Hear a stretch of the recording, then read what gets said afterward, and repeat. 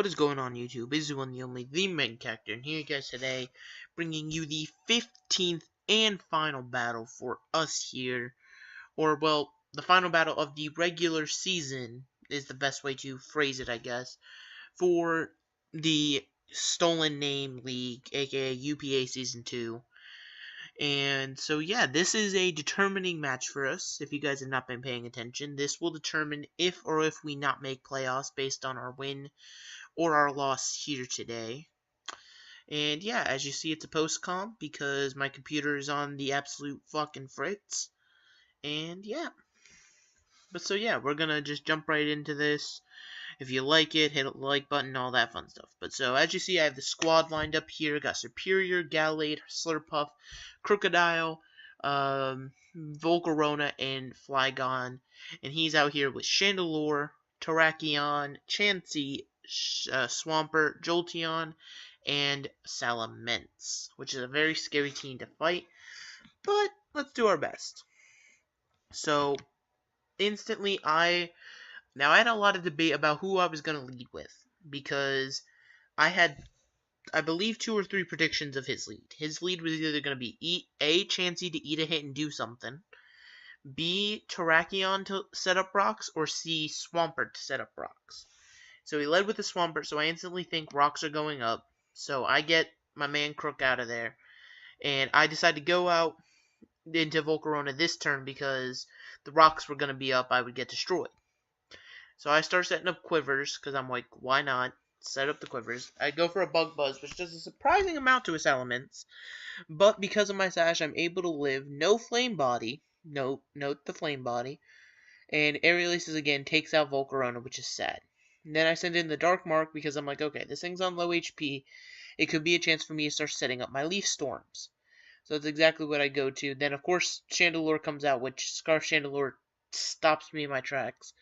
So I swap in Slurpuff, who does not eat the fucking hit like she should. I pop the rest because I assumed I was going to die, which takes my Lumberry from me, so I get the Unburden boost.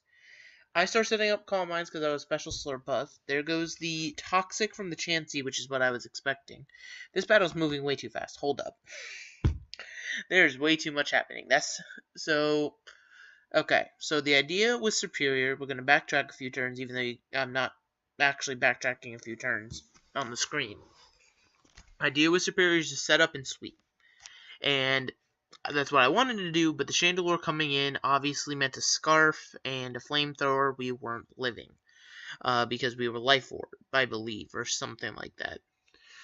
And so, I just figured it's not worth the risk of losing Superior when it could help me later and all that fun stuff. So I figured I'd go into Slurpuff, who is a special attacker and could potentially eat any one hit.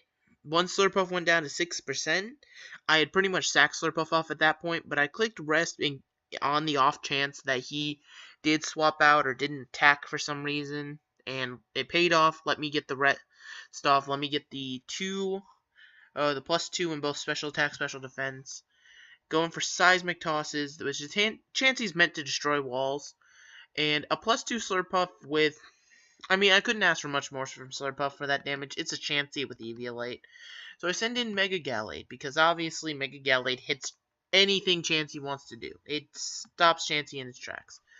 But now he swaps out into Captain Fabulous. And I go for the knockoff because I wanted to get the Eviolite off. But luckily, I was packing Leaf Blade for the Swampert. In case, in a situation where Superior would have gone down, I had another answer for that Mega Swampert. That was my whole idea, and luckily he didn't mow here. Shout out to the name. Was able to pull it off, take that Swampert down. Then all of a sudden, the Denning that comes out, I'm assuming to Thunder Wave, I believe was my prediction. And as you see right here, he actually went for an Agility, which I wasn't expecting, but Hidden Power Ice does do a shit ton of damage. Focus Sash caught me off guard with that, but Hidden Power Ice, unfortunately, does take down Liability. At this point, I send in the Dark Mark, even though I do know it's Hidden Power Ice at this point. But then he does what you just saw there. He baton passed his Agility out into the Mistress. Now, I don't understand why he did that. I don't understand why. He could have easily just stayed in Thunderwave, but I went for the Dragon Pulse on the neutral hit, expecting a swap of some kind. And at this point, I'm sacking Superior, just because I believe there's not a lot I can do. But Sandy... Hold up. I need everybody to understand I'm a very offensive person. And I've been very desensitized to a lot of things. That's why this man's name is Sandy Hook. Because I'm a fucked up human being. So I apologize if you were offended, but I'm a fucked up human being. So, but Sandy Hook comes in, he swaps out surprisingly. I was Scarf Flygon with Earthquake. I decided to swap out Flygon though, to try to save him. And luckily I get it on the soft boil, knock off that Eviolite. I'm assuming he just went for a Seismic Toss, no Toxic or anything. Allows me to Drain Punch, get all that HP back. And this is where I start believing, okay, I might be actually able to do this. He apparently was not Scarf, he was Leftovers. I was just an idiot and never noticed it. And I went for the knockoff and it killed the Chandelure. I was very surprised. And then we had obviously Denny come in, and I was expecting a Thunder Wave. He goes for Thunderbolt, but Gallade has some natural bulk behind it, but unfortunately does get a paralysis, which I'm just like, oh boy, time for me to get haxed. And he pops the Earthquake. I get a Drain Punch off, which brings him down to his Sash, which I do enjoy.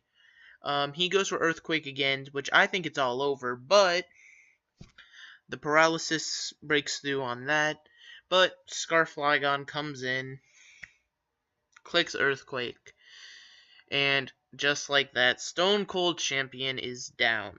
We win by 1-0, which puts our overall record for the season at 10-4. Which means that we have overall place number 2 this season, and that we will be clinching a spot in the playoffs. Now, before I do any playoffs talk, because I'm just doing this whole video as everything for the rest of the season, kind of like a plan out of what's going to happen, I'd like to say shout out to all the viewers. Shout out to everybody who supported any team, not just my own, any team out there. And shout out to all of the coaches. It would not be possible without them, without you guys viewing and supporting it, without just the natural fun of Pokemon. So, in the description, I will be listing out all 15 teams' names, and if they do have a YouTube channel, or possibly a Twitter, probably, no, not a Twitter. If they do have a YouTube channel associated with them, I will be linking it down there, so I want you to go ahead, if you have not already, go check out all of them. They are amazing people. But with that, playoffs is now the topic of discussion. As you know, 3 other people must join us in playoffs. And the way that we've decided to do playoffs is the 1st and 4th place, because it's obviously 1st, 2nd, 3rd, and 4th is who we determine to make playoffs, those 4 people. And the way we decided to do it was 1st place would face off against 4th place, and 2nd place would face off against 3rd place. So, now this is a bit of a spoiler warning, so if you haven't seen anybody else's battles and you don't want to spoil yourself on who may or may not have made it at this point, you'll probably just want to click out of the video now. So, I'm giving you a few seconds right now to do that. 3, 2, 1, okay. So, in 1st place this season, we have the Season 1 champion with a score of 11-3. Justin, aka Shadow Link, was not surprised. I was hoping for a few more losses on him, but it's all good. He came in 1st place. Then you have us in 2nd place as the Maine Malamars. Then in 3rd place, we actually have another person from Season 1 playoffs. We have Diage, aka Logical Rhythm, coach of the Bikini Bottom Blastoises, who we barely beat because of a nice and powerful crit on Dragonite. Once again, hashtag Dragonite's Revenge, you guys. And then 4th but not least, we have a newcomer to this season. His name is Zen, aka, and I've always called him Australian, which is a mistake. He is actually British, or lives in England at least. And he is the coach of, I believe, the Kempston Crocodiles. And he came in 4th place with both of those guys having a score of 9 and 5. So, obviously, based off the system I told you with 1st and 4th and 2nd and 3rd, Next week, you guys will be seeing round 1 of the playoffs, which is technically the semifinals. Which will be us versus Diage, aka Logical Rhythm, coach of the Bikini Bottom Blastoise. And it's going to be a tough match, because facing somebody once in a season is okay, but when you have to face them a second time, when they know your strategies and you know theirs, it's a whole different ball game. And just I want everybody at home, whether I win or somebody else wins or whatever happens, if I win, lose, tie, I honestly could get 6-0'd in the next match by Diage, and I wouldn't care, because at the end of the day, the whole point of this is to have fun, and I've had a lot of fun battling this season.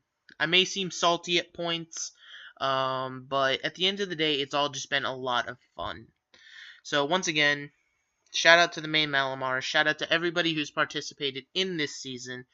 Hope to see you all back for next season, which is going to be season 1 of a completely new name, which will be happening months from now, but with the Sun and Moon meta. So I might be looking forward to that. But so yeah, make sure to check everybody out in the description below. But with that, I think I'm gonna get up out of here. This is the Mega Cacturn, signing out.